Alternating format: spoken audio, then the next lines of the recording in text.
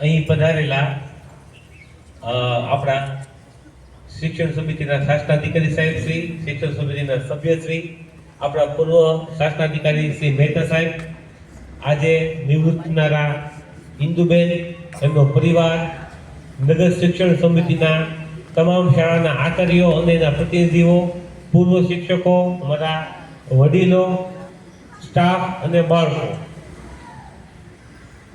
બેન નો વિશે પ્રતિભાવ આપવો એ બહુ અઘરો છે, કારણ કે બેનના વિશે બોલવાનું ખૂટે એમ જ નથી.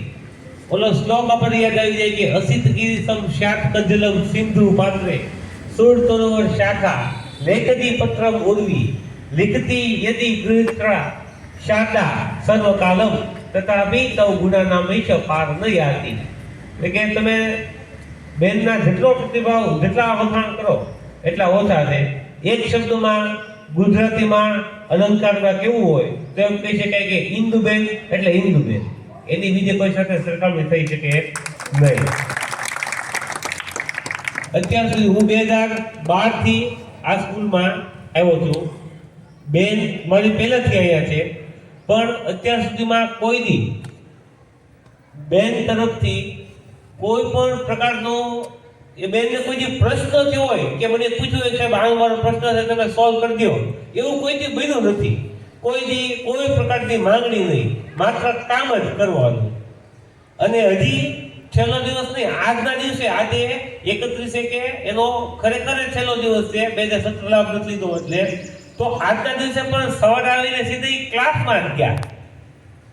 એમ નહીં કે છેલ્લો દિવસ છે તો હું બેસું અથવા આરામ લઉં અથવા કોઈ વિશેષ સુવિધા ભોગવું, એમની ગઈકાલનું દિન જોવાનું આ સવારે પણ આવીને સીધા એ ક્લાસમાં ગયા.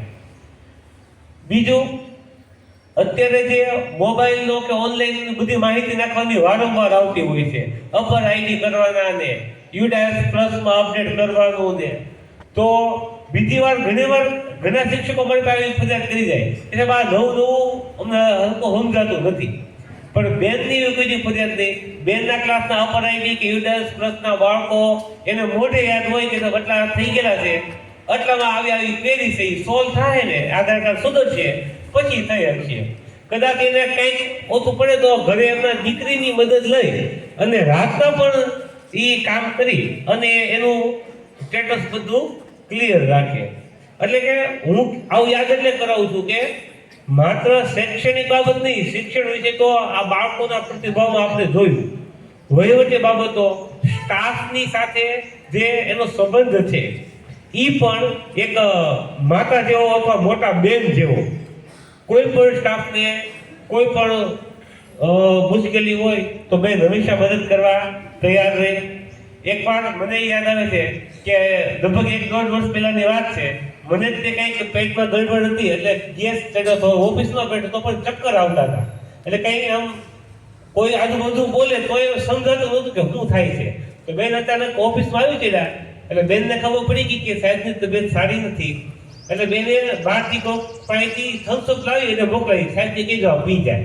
અને થમ્સઅપ પી ગયો, ગેસ નથી એટલે બેસી ગયો. એટલે 5-10 મિનિટમાં તે ઓકે થઈ ગયું. એટલે જોવે ત્યાં એને ખબર પડી જાય કે સામેવાળાને શું તકલીફ છે અને એ તકલીફનું નિરાકરણ એની પાસે હોય. એમની હંમેશા શાંત અને સુમધુર સલાહ છે, અમને દરેકને, આખા સ્ટાફને ઉપયોગી થઈ છે.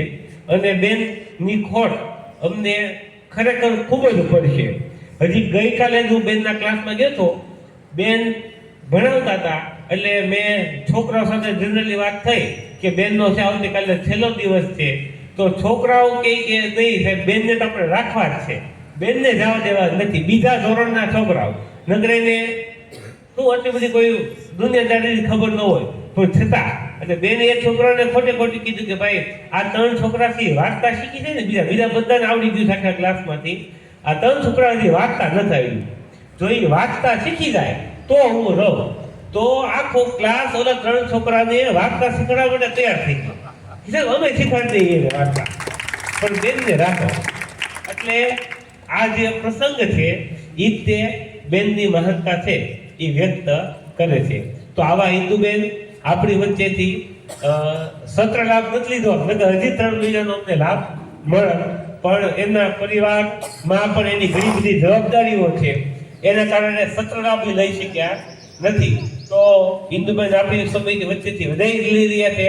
તો એમના પરિવારને પણ કે ભાઈ બેનનો સ્વભાવ ખૂબ જ લાગણીશીલ છે, તો પરિવાર વાળા પણ એટલા જ લાગણીશીલ છે, અને બેનને સાચવો અને બેનની સુખ સમૃદ્ધિને શાંતિમય એનું જીવન રહે એવી શુભકામનાઓ. સાથે સાથે હું એક વાત એ પણ કહી દઉં કે ક્યારેક આપણા શિક્ષકમાં આપણા શાસ્ત્રાધિકારી સાહેબ છે, છતાં હું કહી દઉં કે ભાઈ ઘણી વાર એવું બનતું કે કોઈ શિક્ષકને કંઈક કામ આવી જાય તો વહેલું મોડું જવાનું પ્રસંગ બનતો હોય કે ભાઈ મારે જવું પડશે, હું જાઉં છું આમ તેમ. પણ અત્યાર સુધીમાં બેને મને યાદ નથી આવતું તો કોઈ દિવસ મને કીધું હોય કે સાહેબ મારે વહેલું જવું છે, અને કદાચ જવાનું થાય એટલે એમ જ કહે કે સાહેબ મને રજા મૂકી દેજો, મારા કામ છે. અને કોક દી આપણે રજા મૂકતા એટલે કંઈક કામમાં અડધી રજા હું ભૂલી ગયો મૂકતા, બીજા દિવસે કઈ સહી કરે તો પેલા માસ્ટર આપે સાહેબ રજા મૂકવાની બાકી છે. એટલે કોઈ દી એવો ખોટો લાભ લેવાની વાત નથી, પણ પોતાની રજા હોય તો એને કોઈ દી પૂરેપૂરી વાપરી છે નહીં. એવા ઇન્દુબેન છે એ આપણી વચ્ચેથી વિદાય લઈ રહ્યા છે. ત્રીજું એક મને યાદ આવે છે કે મહેતા સાહેબ આપણા શાસ્ત્રાધિકારી, પૂર્વ શાસ્ત્રાધિકારી હતા.